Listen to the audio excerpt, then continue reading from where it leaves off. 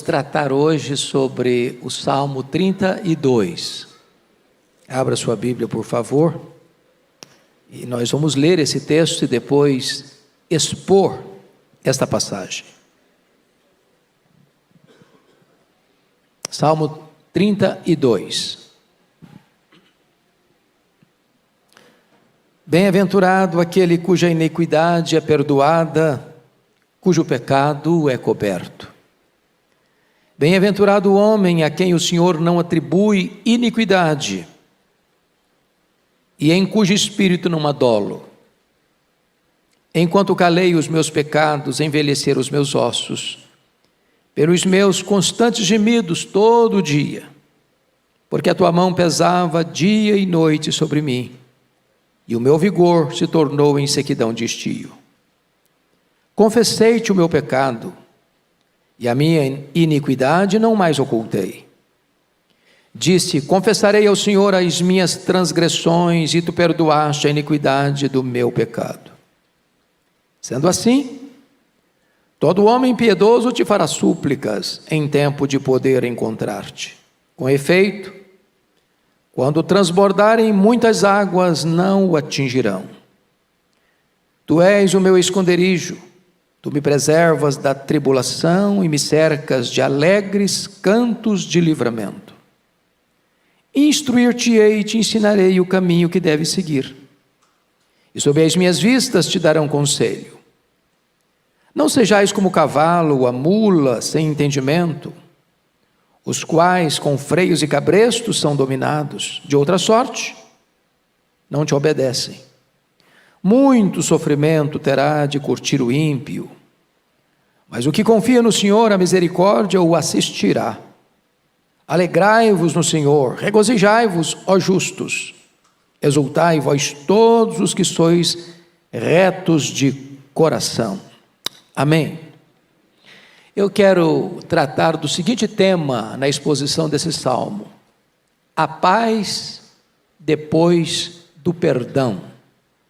A paz depois do perdão. Bom, é muito importante entender que esse salmo tem como pano de fundo, como background, o problema que Davi enfrentou num tempo de guerra, quando ele se levanta do leito, passeia pelo terraço e vê uma mulher tomando banho. Diz a Bíblia que a mulher era extremamente bonita. E o olhar, seguido de desejo libidinoso, faz Davi dar um passo rumo à queda, mandando mensageiros verificar e investigar que mulher era essa. E o retorno foi que esta mulher era Batseba, esposa de um dos seus guerreiros valentes, que estava na batalha, Urias, o heteu. Davi dá mais um passo e manda chamar essa mulher.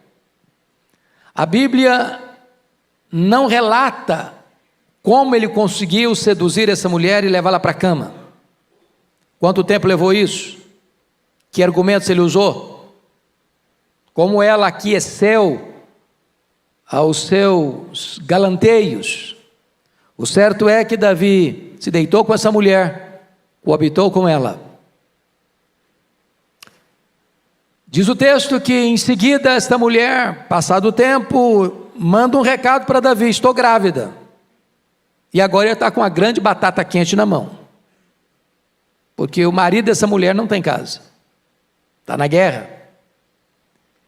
E se essa mulher aparece grávida e o marido na guerra, o resultado, dentro daquela cultura, é que essa mulher corre o risco de ser apedrejada. E então Davi dá mais um passo no seu expediente e manda chamar Urias da guerra. A intenção de Davi é que Urias fosse para casa, coabitasse com a sua mulher e estaria resolvido o problema.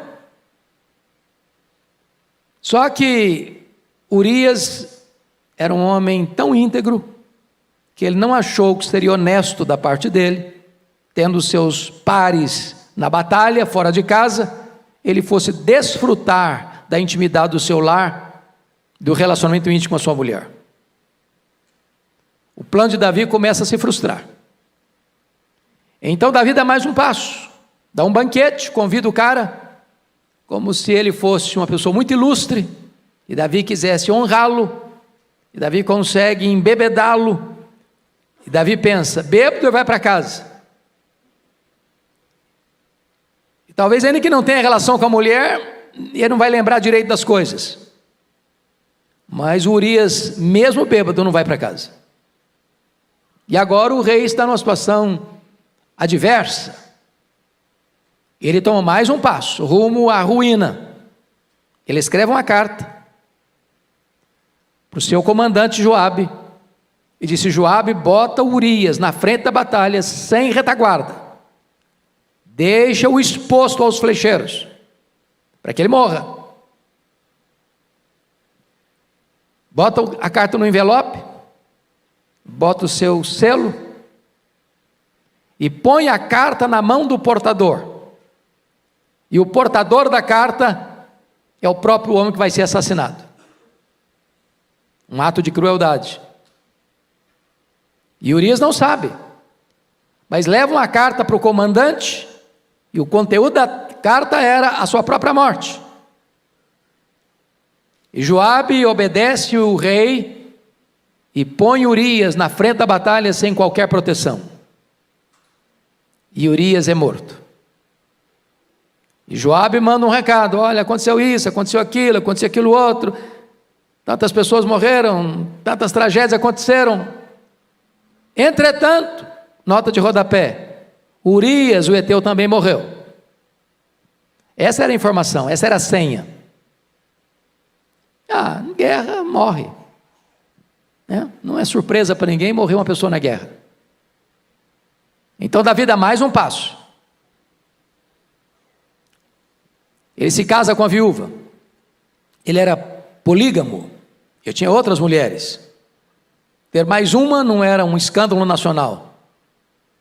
Aparentemente ele estava protegendo uma viúva que precisava de amparo. E então, diz a Bíblia que a criança que está no ventre de Batseba, Deus põe a mão e o menino adoece. E Deus vai morrer. E o Davi chora, o Davi jejua, e o menino morre. E o tempo passa. A Bíblia não diz precisamente quanto tempo, mas diz a Bíblia que o coração do rei estava perturbado. Parece que estava tudo bem, nenhum escândalo público, nada para a imprensa explorar, tudo bem guardado, mas o coração dele estava desesperado. O vigor dele se tornou em sequidão de estio. Os ossos dele ardiam. A mão de Deus pesava sobre ele, mas ele, dissimuladamente, diante de todo mundo, estava muito bem. Ninguém suspeitava de nada. Aí Deus manda à casa dele o profeta Natã. E o profeta Natã usa uma estratégia para fazer uma abordagem. E Davi cai na armadilha, armada pelo profeta, para reconhecer o seu pecado. Porque Natã chega para ele e diz: olha, tinha na cidade um homem pobre e um homem rico. O homem rico tinha muitas reses, muitas ovelhas, muito gado, era um cara rico. O pobre tinha uma cabrita, que dava leite, que vivia dentro da casa, que era como um membro da família, pegava no colo. E aí o homem rico recebe uma visita ilustre, e o rico, em vez de ir lá no campo matar uma das suas reses, para fazer um lauto banquete para o seu convidado, resolve ir lá na casa do pobre, pegar a cabrita dele, a única que ele tinha, e matar, para fazer a refeição para o seu convidado. Quando Davi escuta isso, ele fica irritado, ele tinha um senso de justiça. Esse cara deve morrer. Aí o Natan bota o dedo no nariz dele e diz: você é o cara, você é o homem. Deus te deu o reino, Deus te deu riqueza, Deus te deu até muitos privilégios e prazeres, e você foi tomar a mulher de Urias, e ainda matar Urias. Nesse momento Davi cai em si e diz: pequei, se arrepende, confessa, e Deus diz: está perdoado, mas a espada não vai fugir da sua casa. E esse texto é o relato e o registro dessa confissão, desse arrependimento, desse perdão e da restauração divina a Davi. É claro, meus amados irmãos, que Davi comete aqui 3 pecados, e o primeiro dele é adultério, o segundo dele é assassinato, e o terceiro pecado é dissimulação. Então nós vamos olhar agora esse texto que, do meio das tempestades da alma, se levanta como o óleo fresco da graça, da misericórdia e do perdão de Deus. Então, primeiro ponto que eu destaco aqui: a paz depois do perdão é a felicidade do perdão. Olha comigo o verso 1. Bem-aventurado aquele cuja iniquidade é perdoada, cujo pecado é coberto. Veja você que começa com esta palavra bem-aventurado, e essa palavra é riquíssima, e é poderosíssima.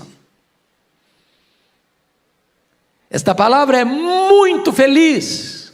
É como Jesus abre as bem-aventuranças: bem-aventurados os humildes de espírito, bem-aventurados os que choram. Ou seja, o perdão de Deus é a maior fonte de alegria que uma pessoa pode ter na vida. Meus irmãos, o pecado é terrível, é maligníssimo, é pior do que a pobreza, é pior do que a doença, é pior do que a perseguição, é pior do que a solidão, é pior do que a morte, porque esses males podem nos atingir e jamais nos afastarem de Deus. Mas o pecado é maligníssimo porque ele nos priva do maior bem, a comunhão com Deus, porque Deus é a fonte da plena e maior alegria. É na presença de Deus que tem plenitude de alegria. É impossível coexistir comunhão com Deus e pecado. É impossível coexistir paz e pecado. Por isso ele diz que feliz é aquele cuja transgressão é perdoada. A palavra transgressão no hebraico, a palavra pechá, significa rebelião, alta traição contra o soberano. É passar dos limites, é rebelar-se contra Deus. E o que o texto quer nos informar é que bem-aventurado é aquele cuja iniquidade, toda essa sujeira é perdoada.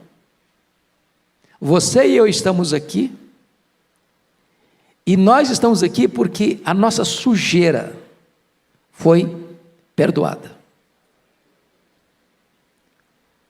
Irmãos, a diferença entre nós e o mais depravado ser humano é apenas de graus e não de natureza. Está dentro de nós todo o potencial para toda a malignidade do pecado.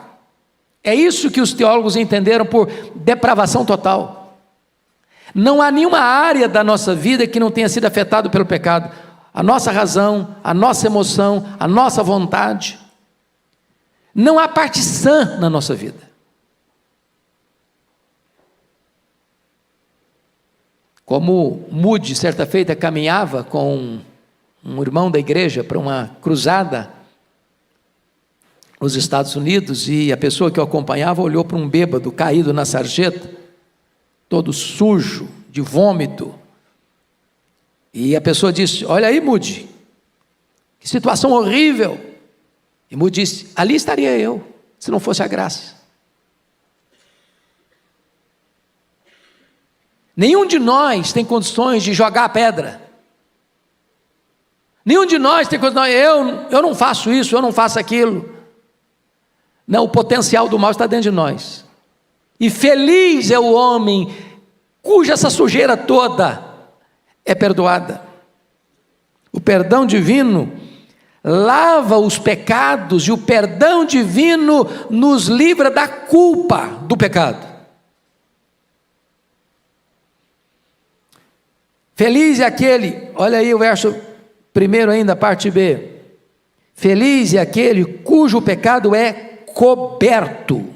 Coberto, a palavra chatá, pecado no hebraico, significa, mesmo que no grego, hamartia, sair do caminho, errar o alvo, viver fora dos padrões.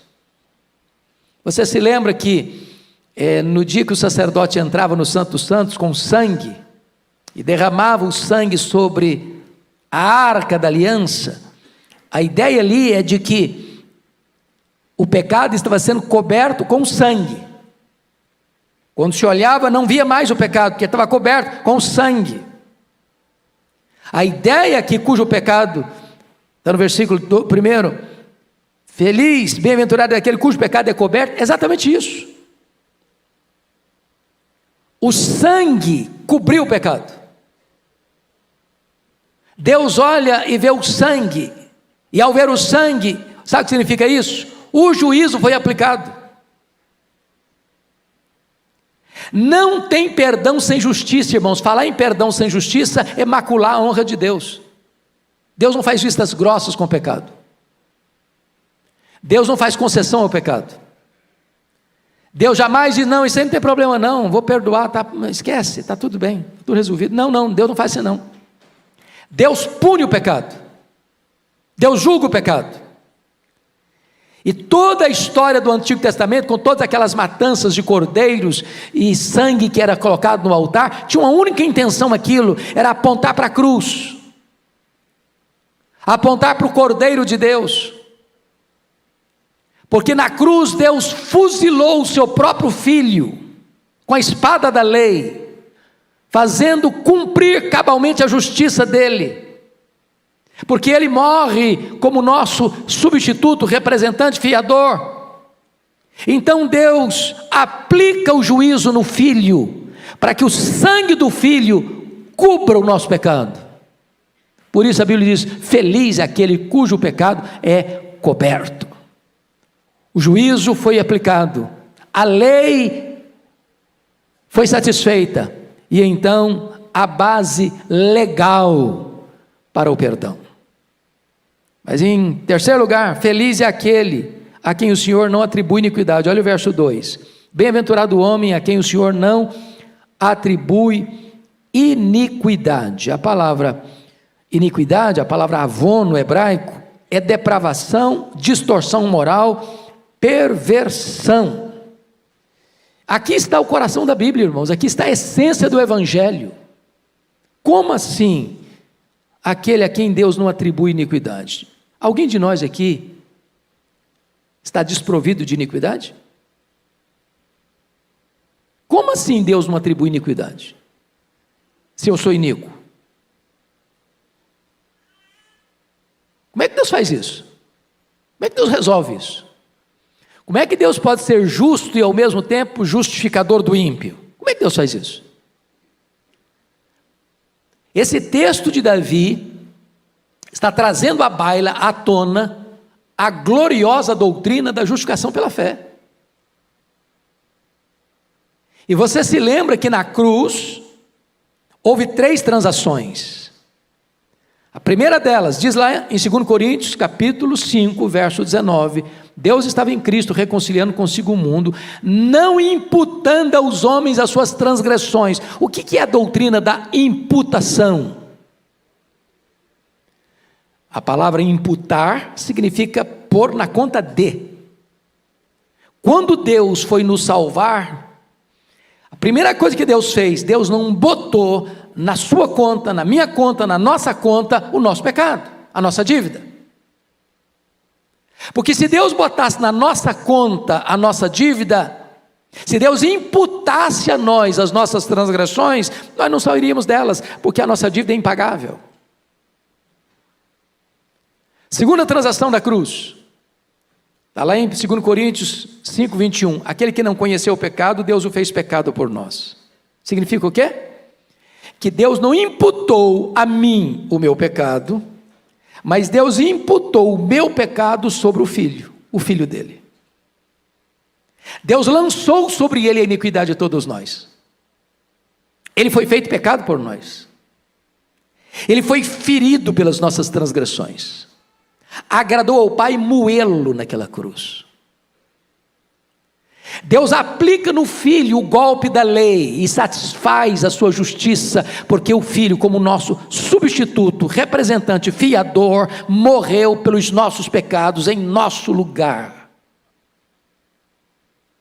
É só por isso que você pode ler o versículo 2, bem-aventurado o homem a quem o Senhor não atribui iniquidade. O camarada é iníquo, ele cometeu iniquidade, Deus não atribui a ele a iniquidade dele. Por quê? Por quê? Por que eu não tenho que morrer pelos meus pecados? Por que eu não tenho que ir para o inferno por causa dos meus pecados? Não é porque eu sou bom, porque eu sou santo, porque eu não cometo pecado? Não! É porque Deus pegou os meus pecados, as minhas transgressões, as minhas iniquidades e lançou todas elas sobre o seu Filho. E quando os meus pecados foram lançados sobre o Filho de Deus, a lei exigiu que ele morresse, porque o salário do pecado é a morte. Ele não morreu como um mártir, ele não morreu como uma vítima indefesa, ele morreu vicariamente, substitutivamente, ele morreu no nosso lugar, ele morreu pelos nossos pecados. Agora Deus não atribui mais iniquidade a mim, sabe por quê? Porque Deus é justo, e Deus sendo justo, ele não pune o mesmo pecado duas vezes. Ele puniu o meu pecado no Filho dele, para não punir o meu pecado em mim mesmo. É isso que Davi está ensinando aqui. Feliz o homem a quem Deus não atribui iniquidade. Terceira transação da cruz, está lá em 2 Coríntios 5, 21. Aquele que não conheceu o pecado, Deus o fez pecado por nós, para que nele nós fôssemos feitos justiça de Deus. Sabe o que Deus vai fazer agora? Deus vai imputar, ou seja, botar na nossa conta toda a justiça do seu Filho. Notem vocês que justificação é um ato, não é um processo. Segundo, justificação não tem graus, não tem ninguém mais justificado do que outro. Prestem bem atenção no que eu vou lhes dizer. Justificação não faz você justo, justificação declara você justo, é um ato de declaração. Então, quando Deus puxa sua ficha lá no tribunal do céu, sabe o que está lá? Justificado. O que significa isso? Não só você não tem dívida, mas você tem crédito, crédito infinito. Toda a justiça de Cristo está depositada na sua conta. É por isso que a Bíblia diz, já nenhuma condenação a mais para aqueles que estão em Cristo Jesus nosso Senhor. Bem-aventurado aquele a quem o Senhor não atribui iniquidade. Mas veja ainda, em quarto lugar, feliz é aquele em cujo espírito não há dolo. O que é dolo? Dolo é má intenção, é maldade. É aquilo que Davi fez, ele cometeu o pecado, tentou se livrar das consequências do pecado, chamando o marido, mandando matar o marido, casando com a viúva, para fazer que estava tudo certo. Ele agiu com dolo. E você sabe que diante da lei nossa humana, você tem crimes que são crimes culposos e crimes dolosos. E quando a lei vai julgar, o peso é diferente. Você pode matar uma pessoa sem a intenção de matá-la. Por exemplo, você está dirigindo o seu carro e você está a 80 por hora numa avenida ou numa estrada que é permitido andar por 80 por hora. Se você está na Bandeirantes, na Dutra não, mas na Bandeirantes, 120 por hora. E aí, de repente, inesperadamente, uma pessoa entra na rua, entra na avenida, entra na estrada. Não tem como frear. Bateu, morreu. A pessoa morreu. Você cometeu um crime. Mas foi o quê?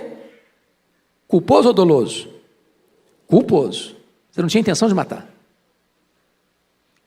Agora, diferente, o que é doloso? Estou com raiva do fulano, e eu vou lá na loja, compro um revólver, uma caixa de bala, e intencionalmente eu vou onde ele está, e descarrego 5 balas no peito dele, ele morre. Esse crime é o quê? Culposo ou doloso? Doloso. O homem perdoado, o homem transformado, ele não nutre malignidade no sentido de desejar o mal, de armar esquemas para prejudicar. É por isso que o texto vai mostrar para nós essa gloriosa verdade, em cujo espírito não adole. Esse é um cara feliz. Ele não fica maquinando mal. Ele não fica lá deitado pensando, o que é que eu posso fazer para prejudicar o fulano? O que é que eu posso fazer para tomar o que é do fulano? O que é que eu posso fazer para acabar com a reputação do fulano? Não, ele não age mais dessa maneira. Então vamos para um outro ponto agora do texto, que é a infelicidade da impenitência, versos 3 e 4. Olha comigo. Enquanto calei os meus pecados, envelheceram os meus ossos pelos meus constantes gemidos. Vejam você que seus ossos ficaram envelhecidos pelos gemidos.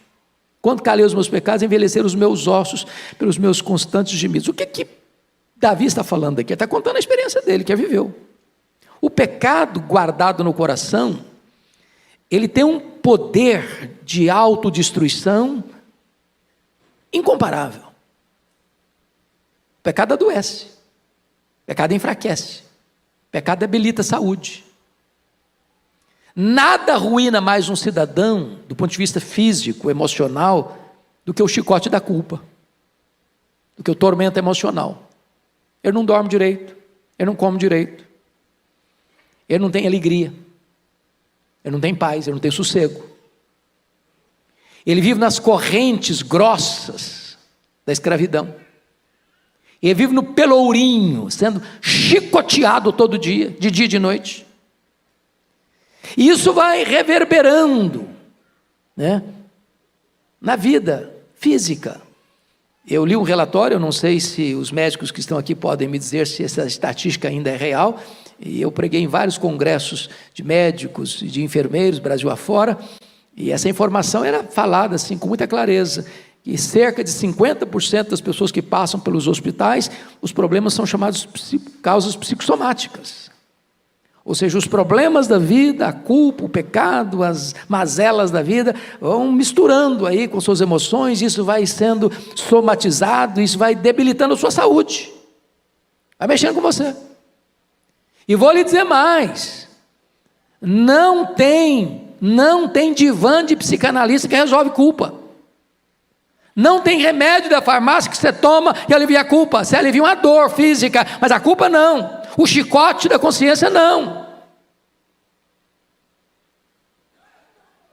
E aqui Davi está mostrando que o problema da culpa corrói. O pecado é como se fosse uma serpente que você vai aquecer no seu peito. Ela vai te pegar, ela vai te picar, ela vai deixar veneno em você. Mas nota em segundo lugar, que ele vai dizer aí no verso 4, outra coisa gravíssima. Porque a tua mão pesava de dia e de noite sobre mim. Ô, gente, a mão de Deus é uma bênção, né? É a maior dádiva que nós podemos ter, a mão de Deus. A mão de Deus sobre nós. A mão de Deus que protege, a mão de Deus que dirige, a mão de Deus que guia, a mão de Deus que abençoa, é a mão de Deus. E nós não pedimos, Senhor, estenda a tua mão sobre nós. É uma bênção a mão de Deus, mas a mão de Deus também pode ser o nosso maior problema. Se a mão de Deus pesar, você está frito. Tem homem que te livra, tem dinheiro que te livra, tem viagem que te livra, não tem mudança de endereço que te livra, não tem apartamento de cobertura que te livra, não tem mansão que te livra, não tem muro que te livra, não tem nada que te livra se a mão de Deus pesar sobre a sua vida. E ele diz, a tua mão pesava sobre mim. Quando?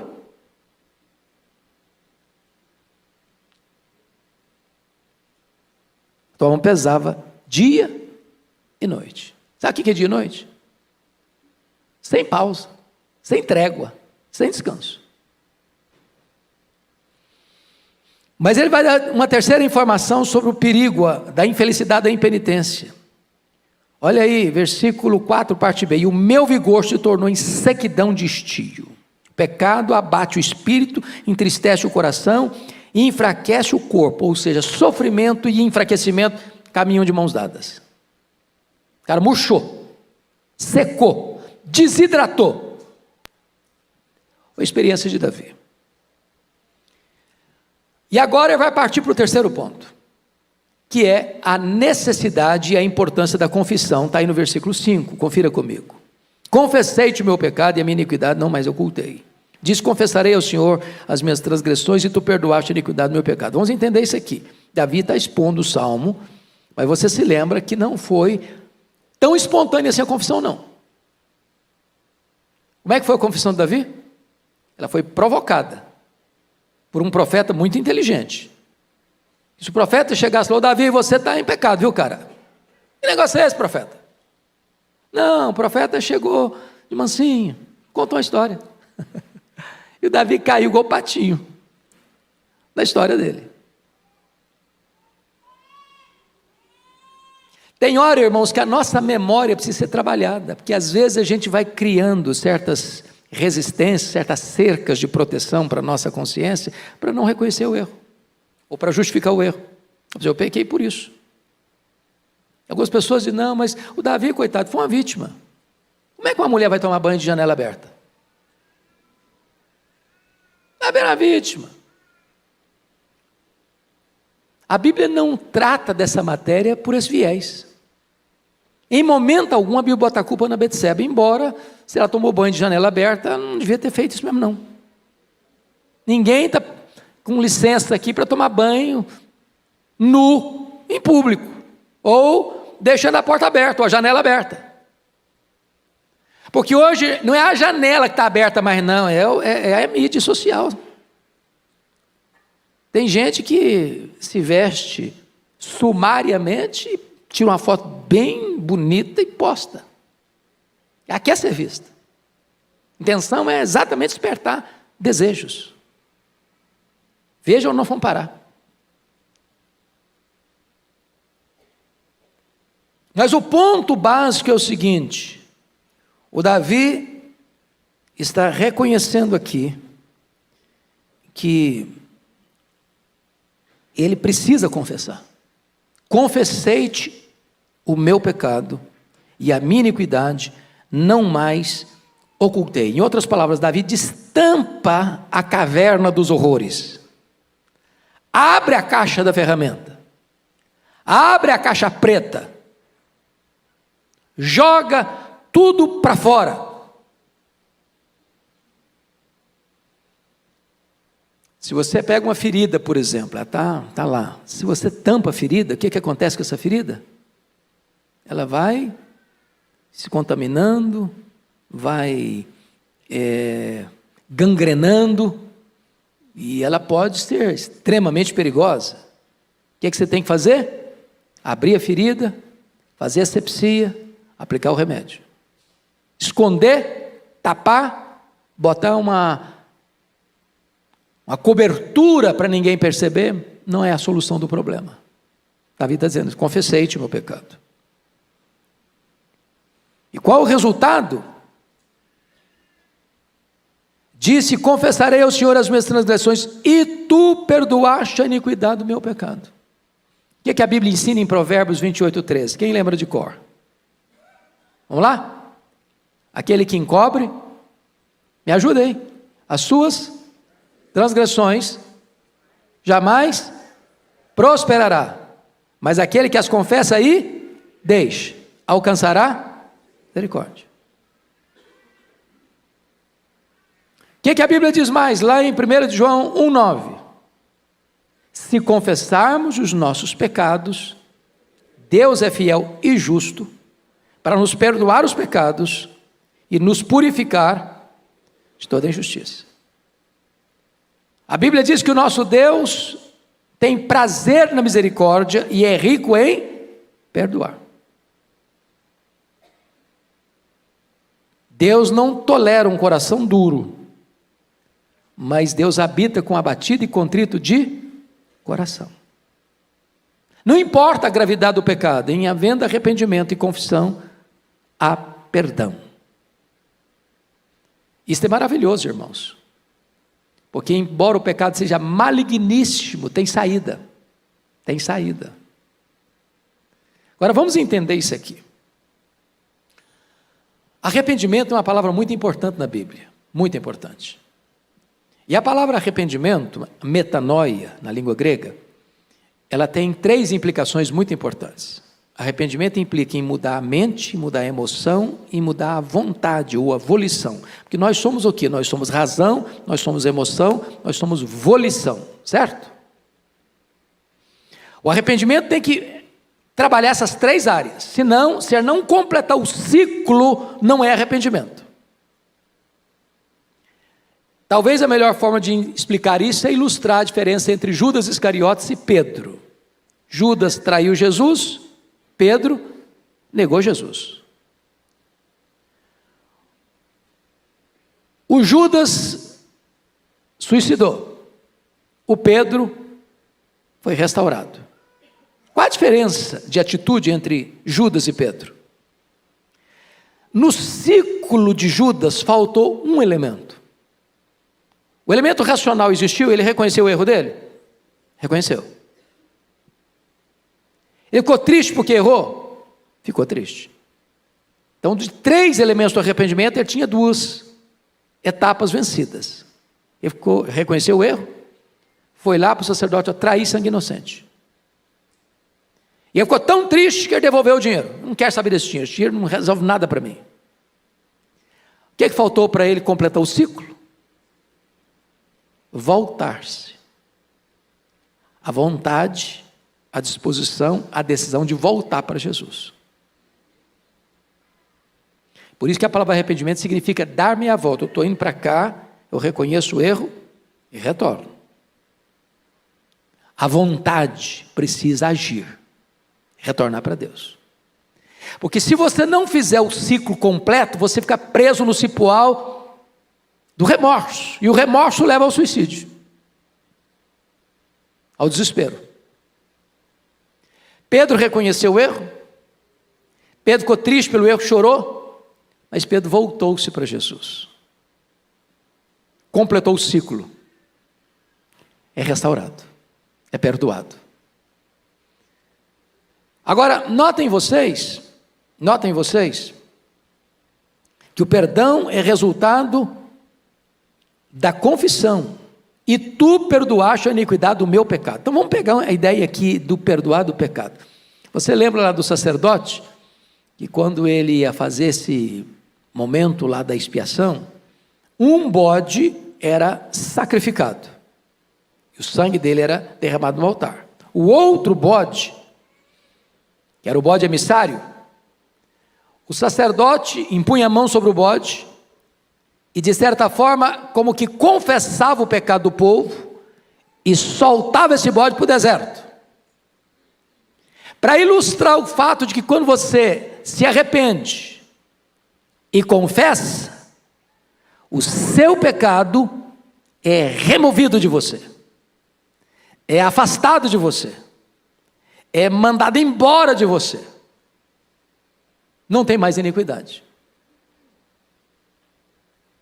É por isso que está escrito no versículo 5: e tu confessarei ao Senhor as minhas transgressões, e tu perdoaste a iniquidade do meu pecado, a sujeira do meu pecado, tu perdoaste. Por quê? Porque um outro alguém, um substituto seu, levou o seu pecado embora. E Jesus levou o seu pecado embora. Ele carregou o seu pecado sobre o seu corpo no madeiro. E lá na cruz, ele pegou escrito de dívida que era contra você, o seu pecado, rasgou esse escrito de dívida, encravou na cruz e deu um brado: está pago, está consumado. Você que crê em mim não deve mais nada, você está perdoado, está justificado. Isso é a essência do cristianismo, irmão, isso é a essência do evangelho. Se você não entender o que aconteceu na cruz, você vai viver uma vida cristã sofrida, machucada, ferida, porque você vai: meu Deus, eu errei, agora estou perdido e vivo triste, e não entende o que foi a cruz, se apropriando do perdão.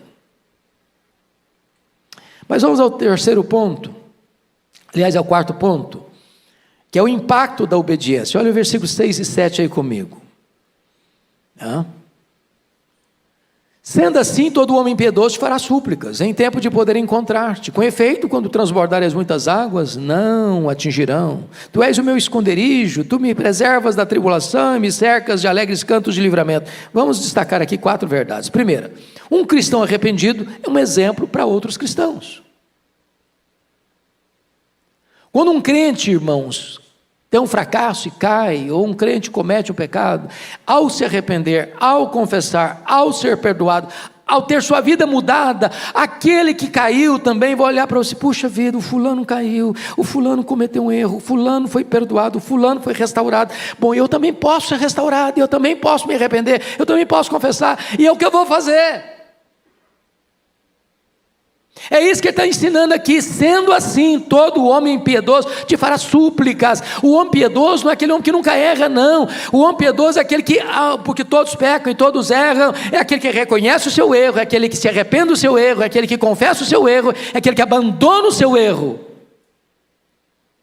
Então a pessoa vai olhar e dizer: vale a pena confessar, vale a pena falar com Deus, vale a pena acertar a vida com Deus, vale a pena. E então todo homem piedoso te fará súplicas, em tempo de poder encontrar-te.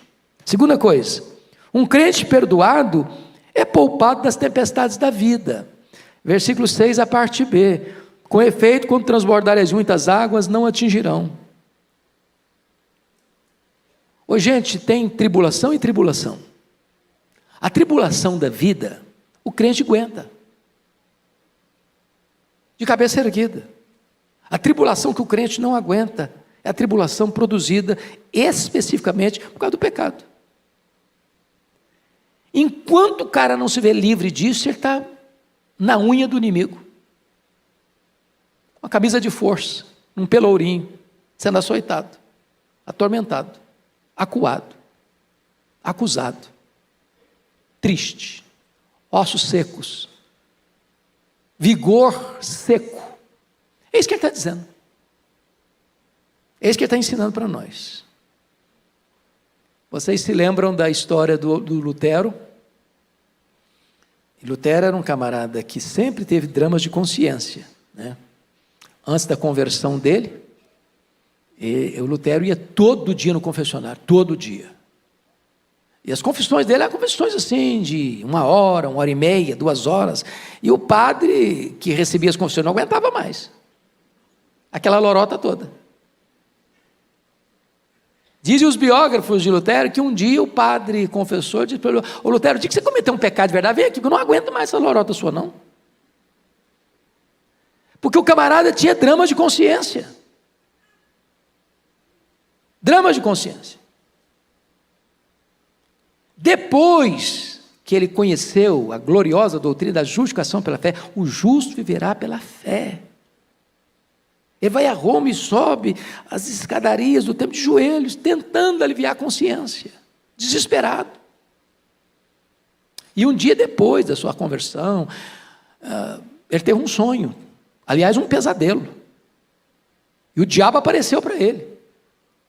E Lutero tinha esses dramas, para você ter uma ideia, na dieta de Worms, quando ele é levado à dieta de Worms diante das autoridades políticas e eclesiásticas da época, com as obras dele em cima da mesa, e ele sabia que a situação ali era gravíssima, a vida dele estava em risco. Perguntaram a Lutero: você nega, você volta, desculpa do pleonasmo, volta atrás, você afirma que você não crê mais nas que você escreveu? A coisa era tão dramática que ele diz: dá para eu pensar um pouco essa noite? E naquela noite, dizem os seus biógrafos, que ele enfrentou uma batalha espiritual tão grande, que parecia que o diabo estava ali no quarto dele, a ponto de pegar o tinteiro e jogar na parede, tentando jogar no diabo. Louvado seja Deus, no dia seguinte, quando as obras foram postas de novo na mesa, e perguntar para ele: você nega? Você se retrata? Ele respondeu: a não ser que vocês me convençam pelas escrituras que eu estou errado, eu não posso me retratar. Porque não é legítimo o homem agir contra a sua própria consciência. Que Deus me ajude. E ali foi o grande corte radical da reforma que começou em 1517. A dieta de Worms aconteceu em 1521. Mas dizem os estudiosos que certa feita ele está dormindo e ele tem um pesadelo e o diabo aparece para ele com a lista de pecados terríveis. Você fez isso, você fez isso, você fez aquilo, você fez aquilo outro, aquilo outro, aquilo outro. E no pesadelo mesmo, no sonho, Lutero disse: é verdade, eu fiz tudo isso aí. Só tem um detalhe que não está aí. É que o sangue de Jesus, o Filho de Deus, me purifica de todo o pecado. Oh, amados, isso traz alívio e cura para a consciência. Tira o fardo pesado da culpa. Traz cura para os ossos. Traz vigor espiritual. É a graça do perdão de Deus. Mas em terceiro lugar, um crente piedoso, ou melhor, um crente perdoado, tem Deus como seu esconderijo. Olha o versículo 7. Tu és o meu esconderijo. Oh, louvado seja Deus. Porque note você, um crente em pecado, ou seja, um crente que comete o pecado, não se arrepende dele, a mão de Deus está sobre ele. O que é que ele tem de Deus? Medo. É igual o Adão e Eva lá no Éden, fogem de Deus, correm de Deus, têm medo de Deus. Mas quando você é perdoado, Deus é o que para você? Refúgio. Você corre para Ele, não dele. Ele é seu abrigo, Ele é a sua cidade refúgio. Para Ele você pode correr, nele você tem segurança. Mas em quarto lugar, um crente perdoado é poupado do sofrimento e cercado de cânticos de livramento. É o que diz o verso 7, a parte B: tu me preservas da tribulação e me cercas de alegres cantos de livramento. Em vez de gemido, tem louvor. Em vez de lamento, tem celebração. Fruto do perdão de Deus. Mas me permita encerrar com mais alguns pontos, 3 pontos aqui que eu quero destacar. Primeiro, a instrução da graça, verso 8 e 9. Olha aí comigo.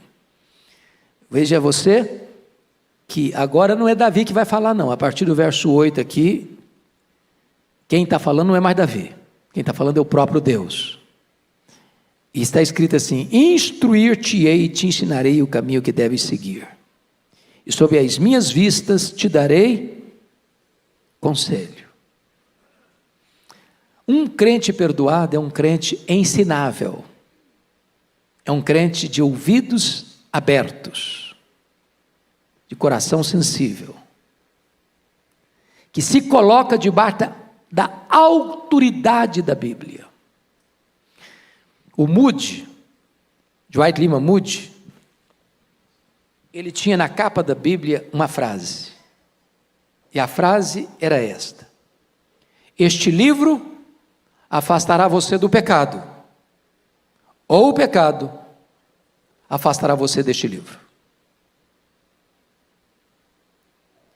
Você não vai encontrar um crente rebelde, vivendo em pecado, tendo prazer na Bíblia. Impossível. Por isso, quando uma pessoa erra e não se arrepende, ela começa a se afastar. Deixa de ler a Bíblia, deixa de orar, não quer mais vir para a igreja. Parece que o mundo está contra ele. E está mesmo. Está mesmo. E aí o texto está nos mostrando que agora perdoado, arrependido, perdoado, restaurado, Deus instrui e a pessoa quer a instrução. Irmãos, a Bíblia é um livro maravilhoso. É impossível um crente viver sem Bíblia. Você pode ter igreja sem templo. Você pode ter igreja sem música.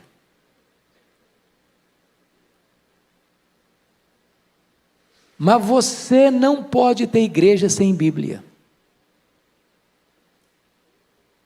Onde não tem palavra de Deus, não tem direção. Eu quero fortemente encorajar você a ser um estudioso da Bíblia. E quando eu digo isso, eu não estou dizendo que você só vai pegar a sua Bíblia no domingo para ir para a igreja. E às vezes algumas pessoas nem têm mais Bíblia, sabia? Eu gosto das mídias sociais, eu gosto mesmo, uso todas. Eu ando com esse bichinho aqui todo dia. Mas não abro mão da Bíblia de papel. Sabe por quê? Nisso aqui você vai ter muita dificuldade de decorar.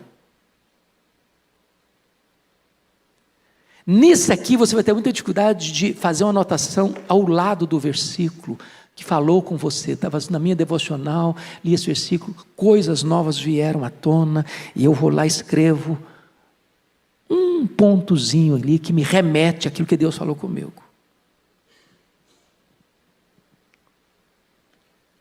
Já me pediram N vezes para eu mudar de versão. Minha Bíblia e a igreja aqui adota a versão ARA, né? Revista atualizada. Por que eu não mudo de versão? Agora saiu a versão atualizada, né? Ótimo, para quem está começando. Eu estou com 63 anos, tenho 40 anos de ministério. Pouquinho que eu sei de Bíblia, que eu decorei, que eu memorizei, é na versão ARA. Vou mudar para quê? Eu vou ter que memorizar tudo, eu não vou conseguir. Não vou conseguir. Eu vou manter aqui mesmo. Eu preciso trazer à minha memória a palavra de Deus. Eu preciso mergulhar um pouco mais fundo. Então, gente, você quer ser um crente com tutano, com musculatura, tem que ler Bíblia. Mas ler Bíblia em casa. Nós estamos vivendo na melhor época do mundo. Hoje a gente tem Bíblia de estudo, hoje de todo jeito. Tem Bíblia para criança, para adolescente, para jovem, para adulto, para velho, para casado, para descasado, para empresário, para empregado. Não sei das quantas. Tem Bíblia de todo jeito. E o povo é analfabeto da Bíblia. Uma loucura isso. Você vai pregar em Ageu, o cara começa a procurar Ageu em Gênesis. Ele não sabe nem que tem Ageu. Então, para Deus nos instruir, irmãos, Ele não vai chegar no seu quarto e, fulano, eu vou te instruir hoje. Abra os seus ouvidos que te falarei. Não. Você vai pegar a sua Bíblia e vai ler a Bíblia e Deus está falando com você. Com você. Tem crente que não escuta a voz de Deus, não lê Bíblia.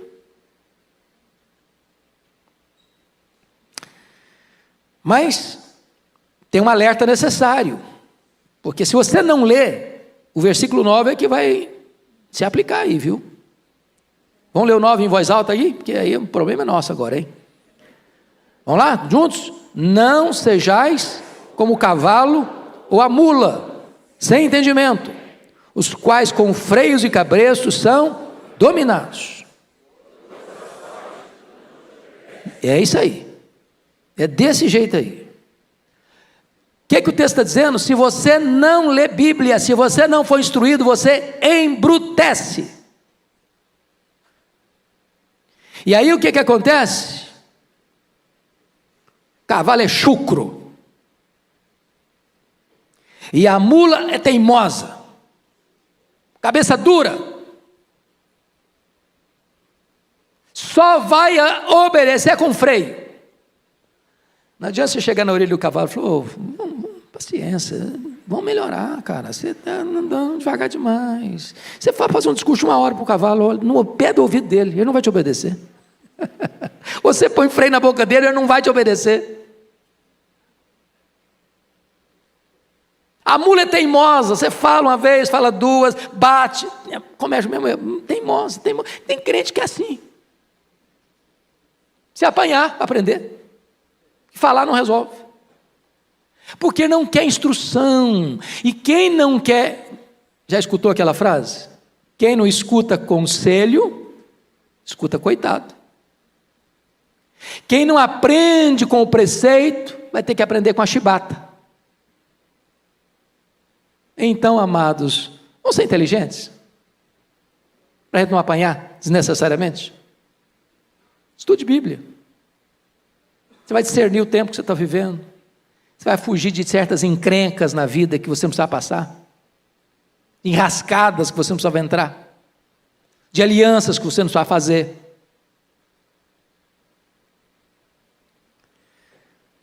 Penúltimo lugar, contraste profundo no versículo 10. Muito sofrimento terá de curtir o ímpio, mas o que confia no Senhor, a misericórdia o assistirá. Então tem 2 caminhos, o caminho do ímpio e o caminho do piedoso.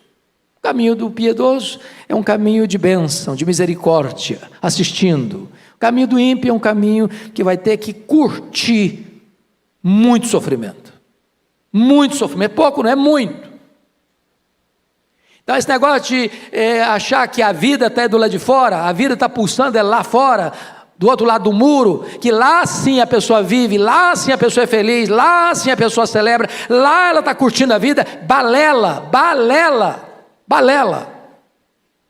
Lugar de curtir a vida é do lado de cá do muro, é na casa do Pai, é na casa do Pai que tem pão com fartura, é na casa do Pai que você é amado, é na casa do Pai que você é abraçado, é na casa do Pai que você é beijado, é na casa do Pai que tem festa para você. Lá fora tem miséria, tem traição, tem opróbrio, tem vergonha, tem chiqueiro, tem lama.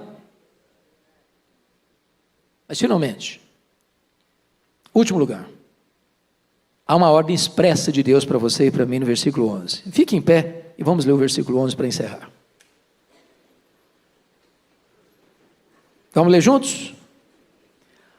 Alegrai-vos no Senhor e regozijai-vos, ó justos, exultai, vós todos que sois retos de coração. O povo de Deus tem que ser um povo alegre, vibrante, entusiasmado, porque é o povo perdoado por Deus. Portanto, a paz depois do perdão. Deus amado, nossa gratidão por esta manhã, nossa gratidão por esta igreja, nossa gratidão por estas portas abertas para acolher a todos nós, nossa gratidão pela Tua palavra, nossa gratidão pela Tua instrução, nossa gratidão pelo Teu povo que aqui está hoje, perdoado, lavado no sangue do Cordeiro, Te adorando e celebrando o Teu nome. Que a nossa vida seja para o louvor da Tua glória, em nome de Jesus. Amém.